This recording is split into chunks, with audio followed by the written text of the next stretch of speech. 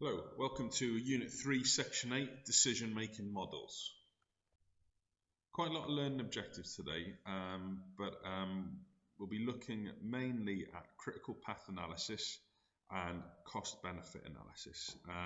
Usually we would be looking at decision tree analysis as well, but that has been taken out of the curriculum for this year. Okay. Not too many key terms, and like I said, the main thing that we're looking at is critical path analysis and cost-benefit analysis today.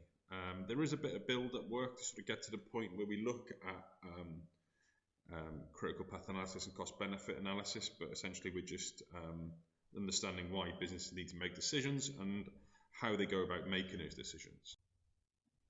Decisions are made in businesses all the time, okay, and often on a day-to-day sort of operational basis, you can kind of go off your intuition, and you haven't got to sort of take a long time thinking about the different decisions that you could possibly take.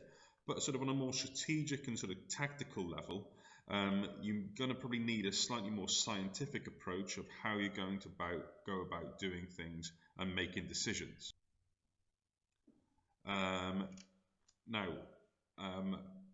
Critical path analysis in particular is a model that businesses go about using in order to help them make certain decisions that's going to help guide their business on a strategical and tactical level.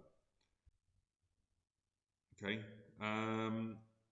and all these sort of decision-making models are going to help businesses minimize risk. There's always an element of risk in any decision that you make, but hopefully by analyzing it in as much depth as possible, then you can make a better informed decision and minimize your risk.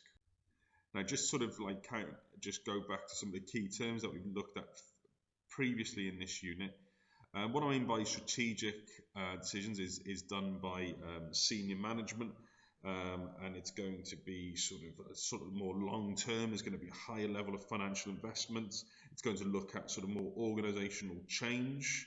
And then tactical, it's slightly more complex. It's going to be done more by middle management. But for strategic and tactical, you're probably going to need a more sort of scientific approach to decision making that you do.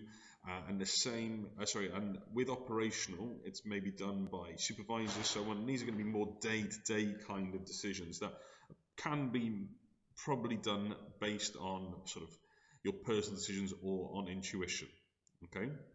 The next few slides go into what I just previously said on the slide, but it's written down information for you. So this is strategic, this is tactical, and this is operational. Okay, and we've already discussed here difference between scientific and intuitive decision making, and sort of what levels that maybe you would use scientific compared to intuitive. Okay. Now, the scientific approach is going to involve a structured approach. It's going to involve clearly identifying the objectives of the problem to solve. You're then going to collect all relevant information needed to make a decision. Okay, this can be primary or secondary data. Then you're going to analyze the information to identify possible ways forward, make and implement the decision, and then monitor and review the decision and change it if it's needed. Okay. Okay. So again, this slide gives you a little bit more information about the scientific approach and using the models in order to do it, particularly for tactical and strategic decision making. Okay.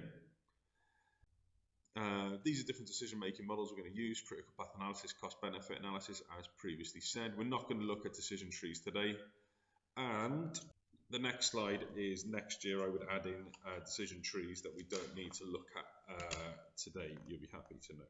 Okay.